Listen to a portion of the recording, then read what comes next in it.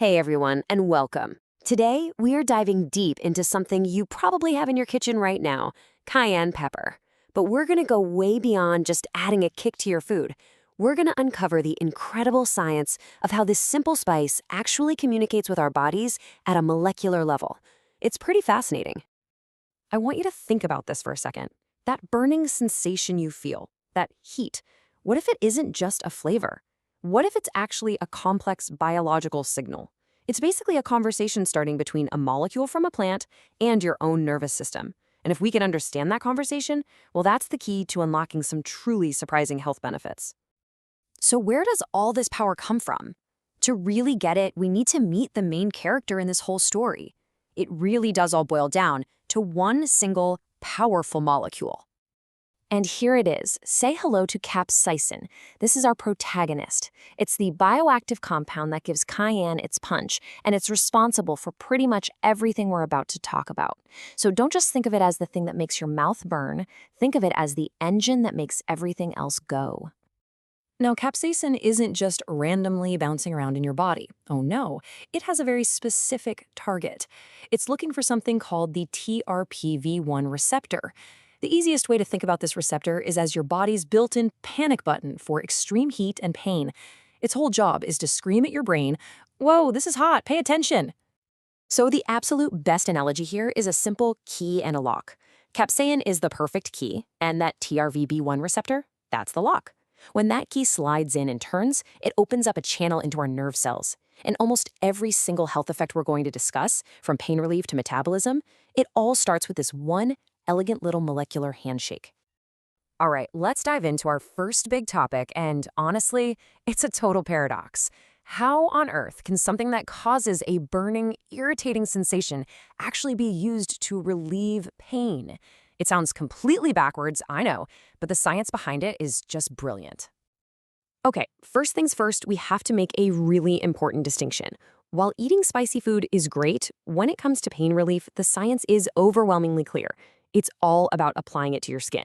The evidence for pain relief from just eating cayenne is, well, it's pretty murky. But for topical creams and patches, that's where we see targeted, powerful relief for muscles and joints. So how in the world does this work? Well, when you first put on a capsaicin cream, it does what you'd expect. It triggers that burning feeling by hitting those TRPV1 receptors. But here's the trick. With repeated use, those receptors get absolutely flooded. They're just overwhelmed. This causes the nerve ending to go into what's called calcium overload, which is basically a fancy way of saying it shorts out. It's like a fire alarm that someone pulls and just leaves on, ringing and ringing, until finally the system just cuts the power to shut it up.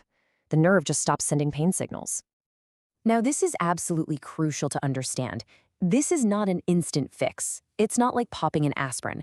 You have to be patient. You'll likely feel that initial burn for the first few days, maybe even a week or two. The real deep relief only starts to kick in after those nerve endings have been desensitized over time. We're talking a full 2 to 4 weeks of consistent daily use to really get the optimal effect, so patience is key here. And just to be clear, this isn't some fringe idea or folk medicine. The evidence is solid. This quote comes from a major review of studies, and what it's saying is huge.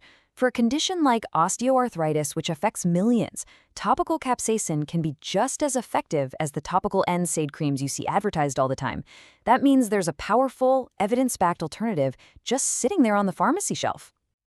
Okay, let's switch gears. We're going to tackle one of the claims I'm sure you've all seen online.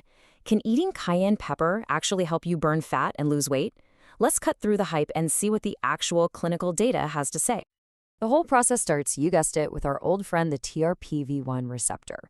When you eat capsaicin, activating that receptor can send a signal to fire up a special kind of fat in our bodies called brown adipose tissue, or BAT for short.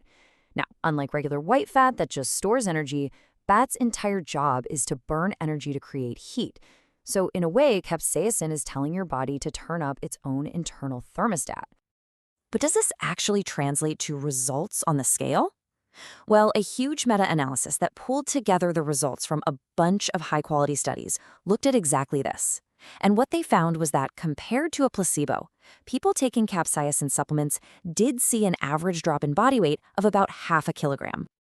And it wasn't just about weight either. That same massive review found a similar effect on waist size, with people losing, on average, a little over a centimeter from their waist circumference. Now, these numbers aren't gigantic, but they are statistically significant, which means it wasn't just a fluke. So what's the big takeaway here? The effect is definitely modest, let's be real about that, but it is consistent across studies. Capsaicin is absolutely not some magic weight loss pill, but the evidence does suggest that it can be a useful little helper, a supporting tool in a broader healthy lifestyle, giving you a small but real metabolic nudge in the right direction. All right, now we've arrived at what might be the most counterintuitive benefit of them all. This one is going to sound completely backwards. We all know that way too much spicy food can lead to heartburn, right? But what if I told you that in small, controlled doses, that very same irritating compound can actually protect your stomach? You see, it all comes down to the dose. In low amounts, when capsaicin hits your stomach lining, it acts like a tiny little emergency flare. It gently triggers those TRPV1 receptors, which then tells the stomach to ramp up its defenses. It releases protective compounds, it increases blood flow right to the stomach lining, basically making it tougher. In fact, human studies have shown it can even help protect against the tiny amounts of bleeding in the stomach that can be caused by taking NSAIDs like aspirin. And that whole idea of dosage brings us to a very, very important point.